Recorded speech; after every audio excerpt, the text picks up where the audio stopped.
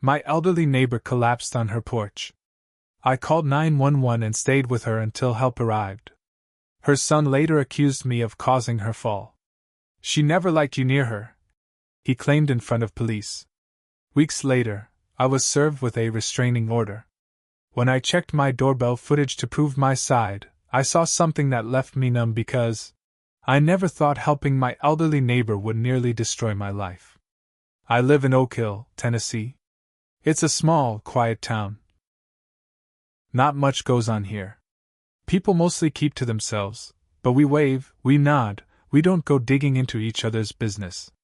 I moved here 5 years ago after my divorce. I wanted peace.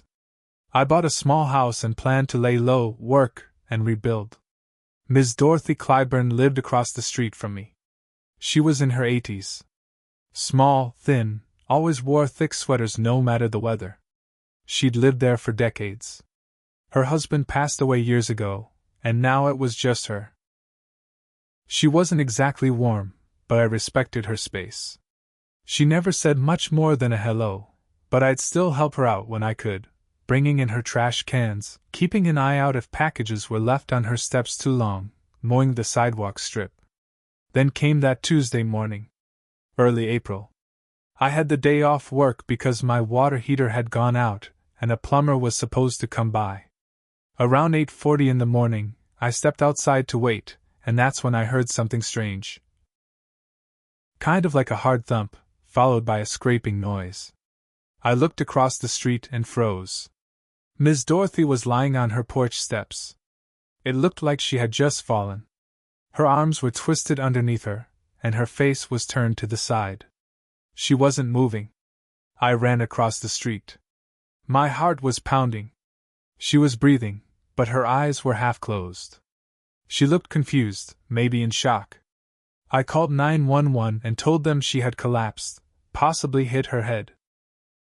I stayed on the line with the dispatcher, trying to comfort her, even though she didn't say anything. I pulled off my hoodie and placed it under her head. The ambulance got there fast, maybe 6 or 7 minutes. Paramedics took over and loaded her up. I answered a few questions from one of them, and then walked back to my house, feeling like I'd done the right thing. That was the last calm moment I had for a while. That afternoon, a dark SUV pulled up in front of my house. A man stepped out and came stomping toward me like he was ready to fight. It was Craig, Ms. Dorothy's son. I'd seen him a few times over the years. He wasn't friendly. Always had this cold stare like he was sizing people up. "What the hell were you doing on her porch?" he yelled before I could even speak. I told him what happened, that I saw her fall, that I called 911, that I stayed with her until help came. "She never wanted you near her," he barked. "She said you were always creeping around, watching her. She didn't like you. She was scared of you." That hit me like a punch to the chest. I just stood there, stunned. Before I could say another word, 2 sheriff's deputies pulled up. Craig had already called them. Told them I was harassing his mother and trespassing on her property. Told them I had been bothering her for months. I felt like I was in some twisted dream. The officers didn't arrest me, but they gave me a long warning and told me I needed to stay away from the property. I told them I had doorbell footage, that I'd done nothing wrong, but they didn't care. Said if I had evidence, I could bring it to court. I went inside, shaking. 3 weeks later, I got served with a restraining order. Right at my front door. I couldn't go near Ms. Dorothy's house. I couldn't call her, couldn't reach out to Craig, couldn't even step on the sidewalk in front of her place. The accusations said I had a history of making her uncomfortable, that I had caused her emotional distress, and even hinted I might have caused her fall. I wanted to scream. Instead, I went inside, pulled up my front door camera footage, and began scrubbing through the timestamps. I needed to see the exact moment she fell. Maybe I could show that I wasn't anywhere near her before it happened. What I found made my blood run cold. The footage clearly showed Ms. Dorothy walking out her front door at 8:43 a.m.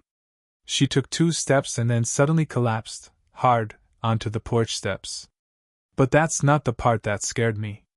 2 minutes before that, at 8:41 a.m., Craig had appeared.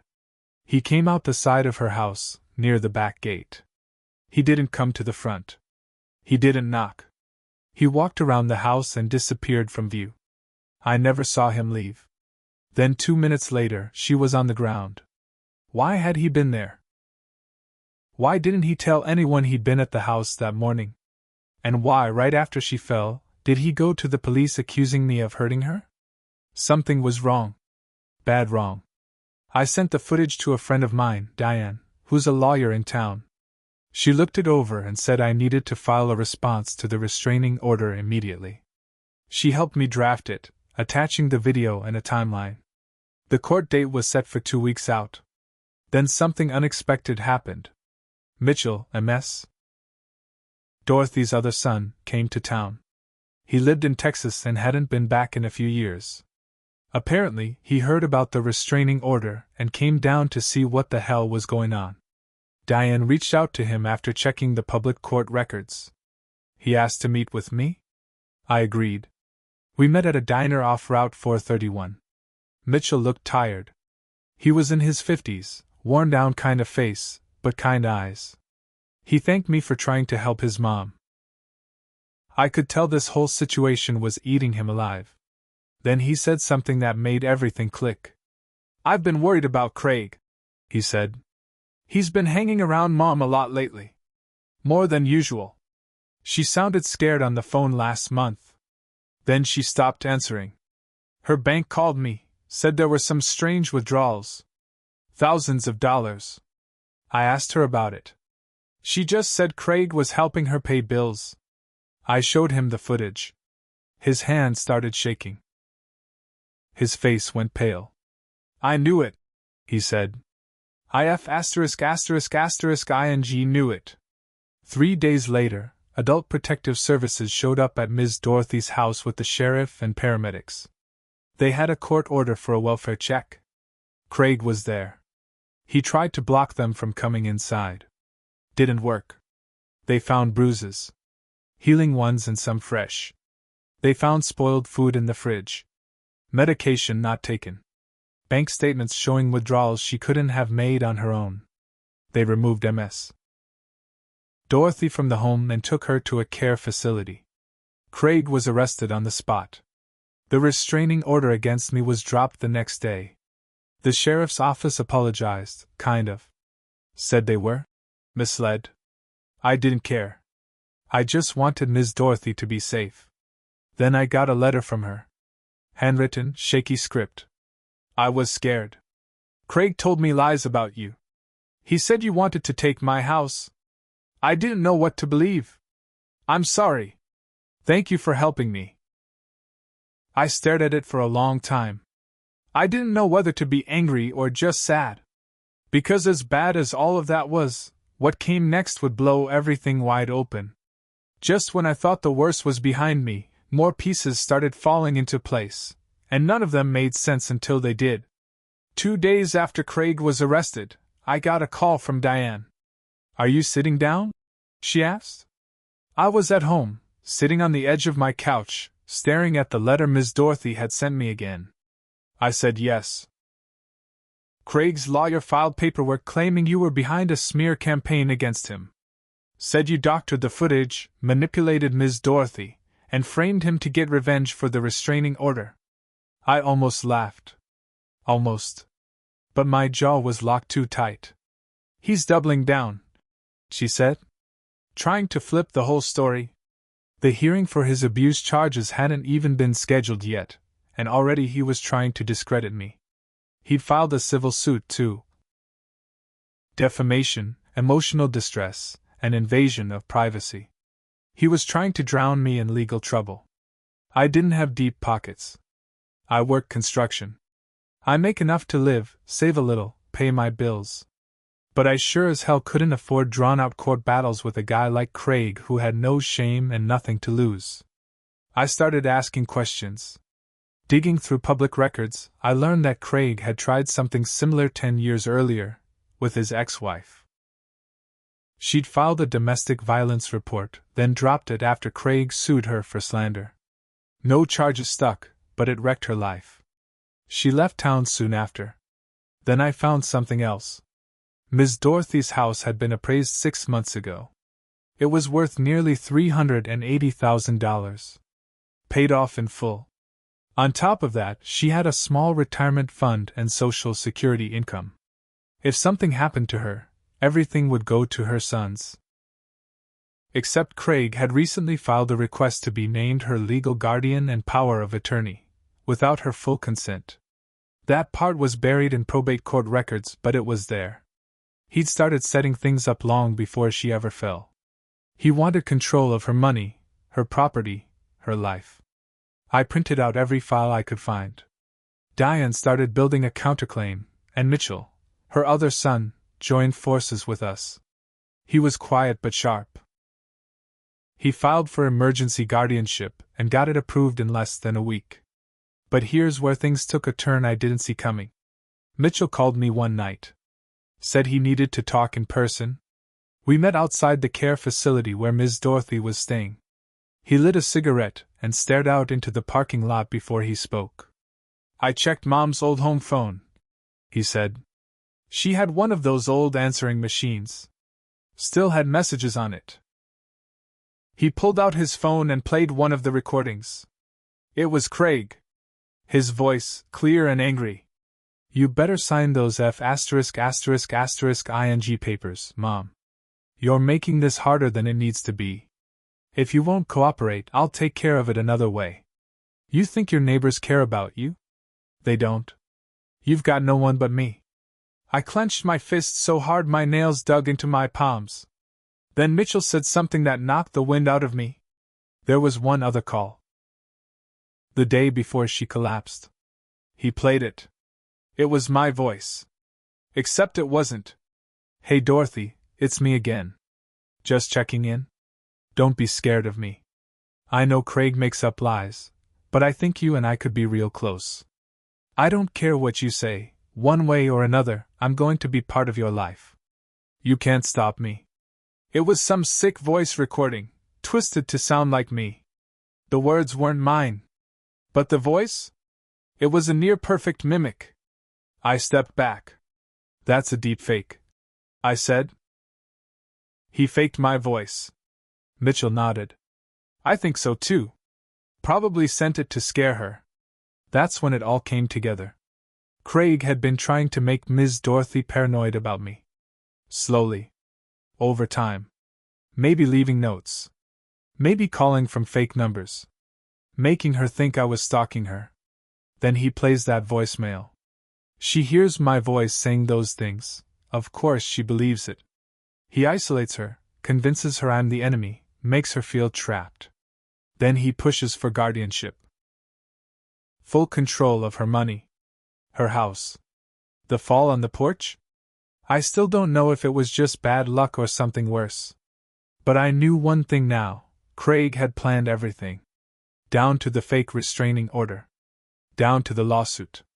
And if I didn't fight back smart and fast, he'd destroy me next.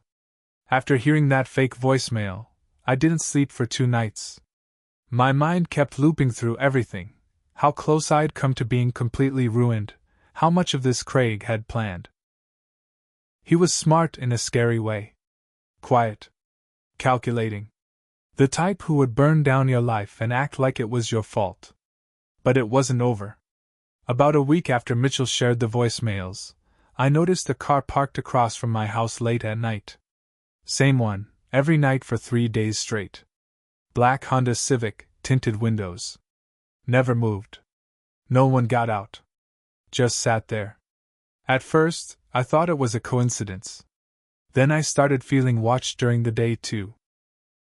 Like someone had eyes on me even at the grocery store. I don't spook easy, but I started keeping a baseball bat by the door. I told Diane. She called the sheriff's department to report it. They said they'd make a note. That was all. So I checked my doorbell cam again. Sure enough, the black Civic pulled up every night around 11:15 p.m. Stayed parked for 2 to 3 hours. Then left. I downloaded the footage, zoomed in. The license plate was covered with a piece of tape. But there was something else. One night, the car door cracked open slightly. Not enough to show a full face, but just enough light caught on a hand, holding a phone up. They were recording. Aimed at my house. I lost it. I ran out, phone in hand, filming back. The car peeled off. Next day, I installed a second camera, pointed straight across the street. I set up motion alerts. If they came back, I'd catch them. But they didn't. Instead, something worse showed up. A letter. No return address. Left in my mailbox, not mailed. Just folded up and slid in there. Inside was a printed photo. It was me. On my porch. Crouched down next to Ms. Dorothy the day she collapsed. At first, I thought it was just a screenshot from the footage. Then I noticed, it wasn't from my camera's angle. It was taken from somewhere else. Someone had been watching even then. On the back of the photo was a single sentence typed out in all caps. Shouldn't have gotten involved. I took it straight to Diane. She was already working with Mitchell on gathering more evidence for the upcoming hearings, but this changed things. We need to go to the DA, she said. This is stalking. Harassment. And if this connects to Craig, it's witness intimidation. Mitchell agreed. He said Craig had a friend named Landon who was bad news. Old record. Kicked out of the army. Been seen around town lately even though he didn't live here. Always carried cash. No job.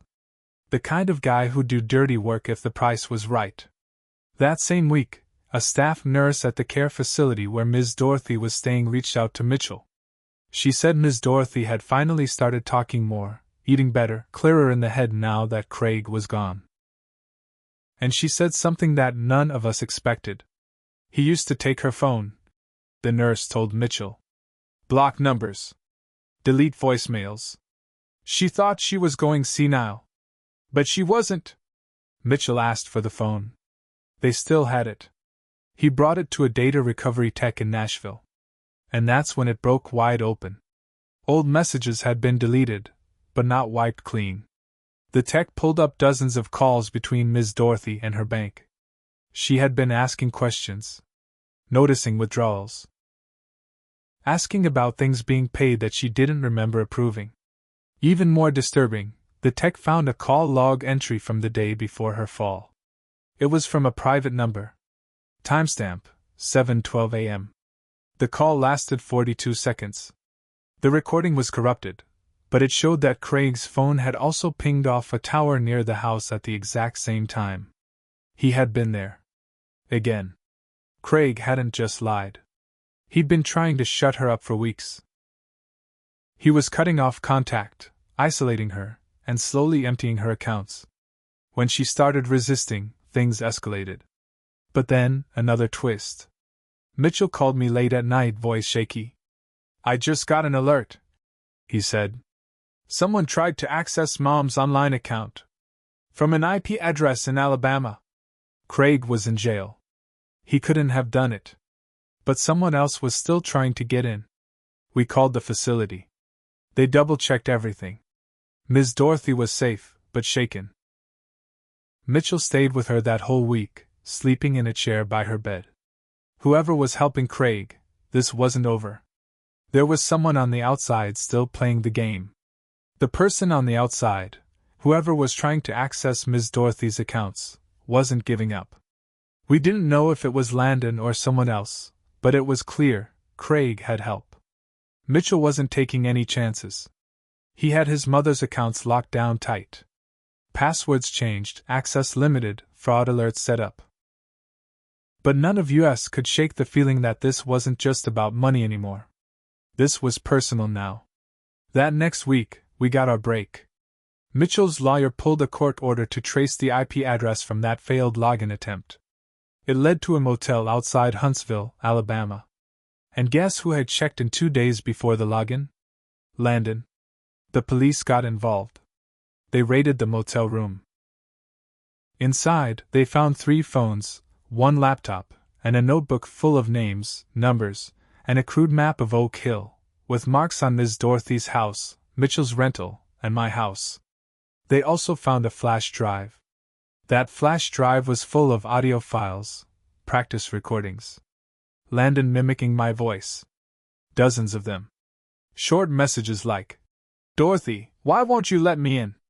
You're making this harder than it has to be. No one's going to help you." It made my stomach turn. Landon had been working with Craig the whole time, helping to scare Ms. Dorothy, planting fake evidence, even crafting the fake voicemail that nearly got me labeled a stalker. Craig's whole plan had been to make her think I was the threat, so he could slide in as the protector, take over everything, and make it look clean. But it wasn't clean anymore. With the recordings and the notebook in hand, the DA filed additional charges. Identity fraud, witness intimidation, conspiracy to defraud, elder abuse, and obstruction of justice. Craig's bail was denied. Landon was arrested and denied bail, too. They both sat in county lockup, waiting for their trials. But it didn't stop there. Mitchell and I decided we weren't going to let them slither out with some plea deal, or time served, nonsense. We pushed for full prosecution. Diane helped Ms. Dorothy file a civil suit against both Craig and Landon for financial abuse and emotional distress. We weren't in it for the money, we were in it for justice. The trial happened 6 months later. Small-town courtroom, packed with people. The story had spread through Oak Hill like wildfire. Everyone had something to say. I could feel their eyes on me when I walked in, but I didn't care anymore. I knew the truth. Craig looked different. Pale. Thin. His smug look was gone. They read out every charge. Every piece of evidence. They played the recordings. Showed the footage. Read Dorothy's own words, her letters, her sworn statement. Then I was called to testify. I told the court what I saw that day. I told them about the restraining order. About the photo left in my mailbox. About the car watching my house. About the voicemail that wasn't mine. I didn't cry. I didn't get angry. I just told it straight. When it was over, Craig looked at me like he wanted to kill me. But it didn't matter anymore. The jury came back in 4 hours. Guilty. Craig got 18 years. No parole for at least 12. Landon got 10. No parole for 7. Both were also ordered to pay restitution. Their assets were seized, what little they had. Craig's truck, Landon's accounts, even a small plot of land Craig owned out in Pulaski. It all went to Dorothy's care fund. And Ms. Dorothy?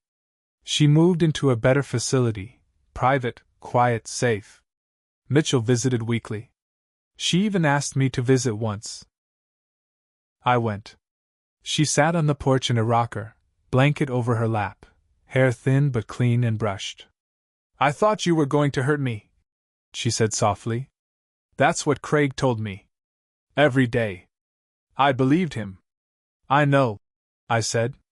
"But you didn't have to apologize. You were just trying to survive." She nodded. "Still, I'm sorry." We sat in silence for a while, watching birds, listening to the breeze. Before I left, she said one more thing. "If you hadn't come that day, I don't think I'd be here." That hit me harder than anything else. As for me, I stayed in Oak Hill. People looked at me differently now. At the store. At the gas station. A few people apologized for believing the wrong story. But some didn't. Some never spoke to me again. And maybe that's fair. I could have done more sooner. I could have fought harder right away. But I also know I stood my ground. I didn't let a liar destroy me. And in the end, he destroyed himself. Craig tried to play everyone. He used fear, lies, and manipulation to control the one person who trusted him most. Now he's alone. Exactly where he belongs. And Ms. Dorothy? She finally sleeps in peace.